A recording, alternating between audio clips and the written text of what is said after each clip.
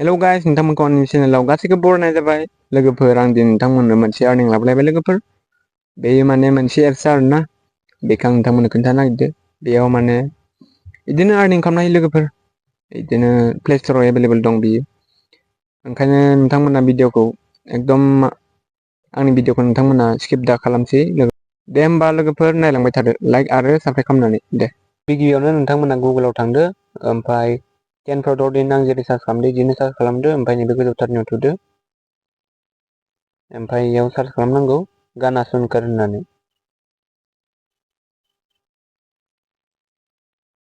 ओमफ्राय रिड मराव थुदो लोगोफोर। रिड मराव थुनानै एडभार्टाइज जागोन, इयाव एडभार्टाइज फैदों। ओमफ्राय ओरै स्क्रल खालामदो लोगोफोर, बोखोबाय था नै इदि स्टाइलनि जागोन आरो ना इयो एप्सआ। नै नों जेसेबां मेथाइ खोनासंगोन ना एसेबांनो नोङो फैसा खामायनो हागोन लोगोफोर। बोखोबाय था आं होनांगौ मानि बोखोबाय था नै सेकेन्ड खारनाय नुगोन नोंथांमोना। सेकेन्डखौ नेथारनांगौ। सेकेन्डआ खारनायनि उनाव नोंनि डाउनलड अपसन ओंखारगोन लोगोफोर। दसे नेदो नोंथांमोना स्क्रिनखौ खारहोनानै, ओमफ्राय नैबे डाउनलड थुदो। लडिं जागोन दसे, ओमफ्राय नै गेट दा एप्स नै लोगोफोर, इयाव थुदो। ओमफ्राय इनस्टल खालामदो, ओमफ्राय अपेन खालामनोसै आङो। नोंथांमोनाबो अपेन खालामदो। साइन आप उइथ गुगोलाव थुदो लोगोफोर। नोङो बबे मोनसेखौ होगोन बेखौ होदो। गुगोल एकाउन्टखौ नोंनाव जेसेबां दं बेयो स' जाफैखागोन, ओंखारबोगोन। एलाउ इन सेटिं, एलाउ खालामजोबनांगौ लोगोफोर। एलाउ खालामना लानोसै आङो। नैबे एप्समोन नालाय, बे थांनानै अबे एप्सआ बेखौ थुनानै एलाउ खालामना होबानो जाबाय। बेक फैदो, ओमफ्राय एलाउ होफिनदो नै लोगोफोर। बिदि आरोना, बेयाव नोंथांमोना इजियैनो उइद्र' खालामना लानो हागोन आरो लोगोफोर। बेयाव नोङो नै रक हिट्स नुदों ना, नैबे मेथाइ नुदो, बेयाव थुदो, प्ले खालामदो मेथाइखौ लोगोफोर।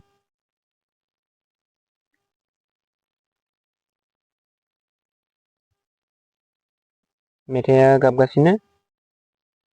आरो मोनसे खोथा लोगोफोर, नोङो ना मेथाइखौ नोङो खोनासंनो बाथारदोबा लोगोफोर, साउन्डखौ माने नोङो नैबे मोनसे ल'थारावबाबो दोनथारनांगोन आरोना। नों जुदि बिदि खमायना दोन्दोबाथाय नोंना जानाय नङा लोगोफोर, साउन्डआ मोनसेबाबो गाबथारनांगोन। गेट स्टार्टेडआव थुनोसै आङो। Got it, music is of. नै टार्न आप दा भलिउम होनदोंना नै आं दा होननाया, साउन्डखौ बारायनो खोन्थादो। मेथाइ गाबगासिनो आरोना। नोंथाङा जेसेबां नायबाय थागोन ना एसेबांनो नैबे पारसेन्टआ बारायबाय थागोन। बैसिम थांथारबाथाय नोङो गिफ्ट कार्ड मोनगोन नै $0.25 आं ओरैनो दा दानथ'बाय लोगोफोर। आंना बिदिनो 5% जानानै थाबाय। बिदि मेथाइ दामै दामैनो। नै गेम्सफोरबो दं, नों मेथाइ खननानैल' खामायनो हाया इयाव लोगोफोर। नै एक्सेप्ट खालामनांगौ, एक्टिभेट नाउ, एलाउ खालामनांगौ। नै अफार फैनानै दं लोगोफोर, पार मिनिट 5 मोनगोन। 4 4 जा 16, 4 3 जा 4 16 नालाय 4 गुना मोनगोन नों लोगोफोर। नै 4x बेबो 4x बिदि आरोना, पार मिनिट नों 16 मोनगोन होननाय जादों। नै बहुद दं नै लोगोफोर, बिदि आरोना। सारभे कमप्लिट खालामनो हायो नै लोगोफोर। कन्टिनिउ थुनानै नै मोननै अपसन दं, बेयाव थांनानै कमप्लिट खालामनो हायो। बेयाव मा मा बिदों बेखौ होबानो जाबाय। अफार्स दं नै, प्ले गेम दं, अफार्सआव नोङो अफार मोनगोन आरोना लोगोफोर खम खमावनो। दिल्स दं नै,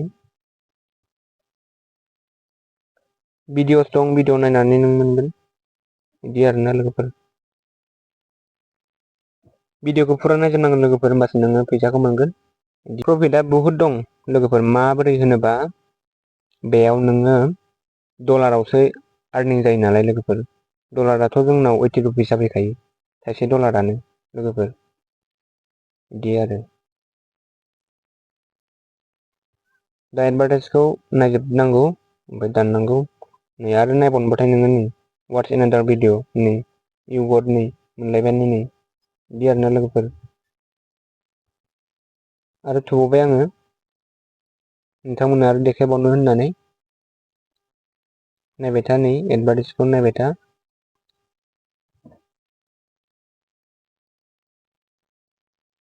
एडभार्टाइसखौ नायनानै मोनबाय आङो लोगोफोर नै बै आगसिनि माबायाव थुदों आङो आगसिनि गोजौआव थुदों गदेलाव थुबाय आं हिस्ट'रि आंना लोगोफोर दानि मोनदोंमोन आङो बे आरो नोंनि हिस्ट'रिखौ नायनो हायो रिडिम खालामनायफोरा नै आं एसेबां रिडिम खालामदोंमोन आरो 233 पइन्टसखौ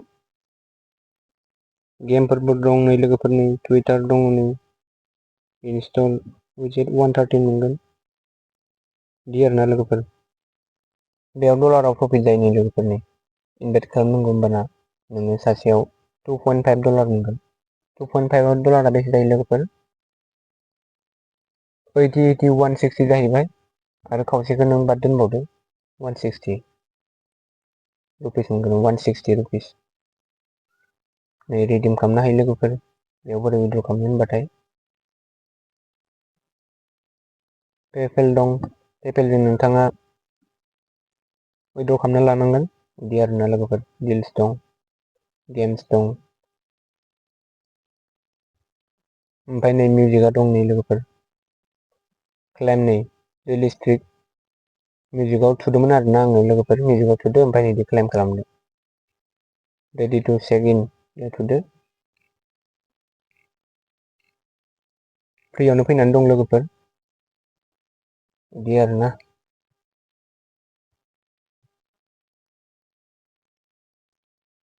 बेयाव नोङो नै फरायनो हायो लोगोफोर बेस्ट स्टक्स टु बाय नाउ 2024 वेबसाइटआव थांनानै नों नायनो हायो बायनो हायो नै इउ गट 1 पइन्ट फर रिडिं निउस नैबे रिडिं फरायिखो नैबे निउसफोरखौ फरायबाय था लोगोफोर होमबानो नोङो जेसेबां फरायबाय थागोन एसेबांनो पइन्टस मोनबाय थागोन नोङो नै बुहुद दङ बेफोरखौ नायबाय था ओरै स्क्रिनखौ बिदिनो माबाबाय था फराय होमबानो मोनगोन बिदि आरोना लोगोफोर दानिया मिउजिकआव नोंथांमोननो खोन्थानोसै आं बे मिउजिकआव थुबाय आं जेनेबा ओमफ्राय नैयाव अन खालामना होदो साउन्डआ नै बारायनो खोन्थादों बारायदो बिदि आरोना लोगोफोर प्ले एन्ड लिसेन नै स्टेक इयर आर्निंस बिदि आरोना आंनियाव जेसेबां मिउजिक खोनासंगोन बेयाव नै बारायबाय थागोन दहायनि मोनसे बारायबायना लोगोफोर 244 जाबाय मोनसेल' नङा दहाय 233 मोन 11 बारायबाय बिदि आरोना बेयाव नोङो मोनबेसे स्टाइलनि मा स्टाइलनि मेथाइखौ खोनासंनो लोगोफोर रेप दङ हिप हप दं पप दं कान्ट्रि पप रक अल्टारनेटिभ रेगेटन दं रक दं आर एन बि स्पर्टसनि दं बहुद टाइपनि मेथाइ दङ लोगोफोर बिदि आरोना 10,000आव नै लोगोफोर 10,400आव नोङो $1 मोनगोन आरो प्लास 50 रुपिस नै $50 होमबा नायदो नै $1 जोंना 80 रुपिस जायो लोगोफोर इण्डियान कारेन्सिया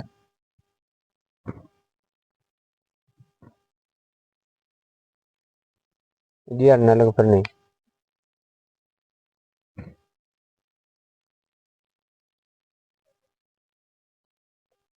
20,800 खालाम नोङो नैबे पइन्टसखौ गोजौनिखौ बुरजा खालाम लोगोफोर होमबाना नोंथांमोना $10 बेसे जागोन लोगोफोर 800 जागोन 800 प्लास 100 900 मोनबाय लोगोफोर $1 80 थाखा खरि लादों आरोना आङो 80 थाखायानोमोन लोगोफोर दा सोलिगासिनो बेयाव नोंथांमोना पेपेलखौ नोंथांमोना गुगोलाव बानायना ला भिडिअ नायनानै एकाउन्टाव थाइसेबा थाइनै सोनो हागोन नोंसोरो बिदि आरो दे होमबा गाइस नोंथांमोननो बोरै द' खालामनो हायो बेखौ खोन्थाबाय आं नोंथांमोना ट्राइ खालाम डलाराव वार्निं जायो लोगोफोर। दासिमबो नोंथांमोना साबसक्राइब खालामाखैबा खालामदो आरो लाइक खालामदो लोगोफोर। कमेन्ट खालामनानै खोन्था माबायदि मोनदों भिडिअखौ नायनानै।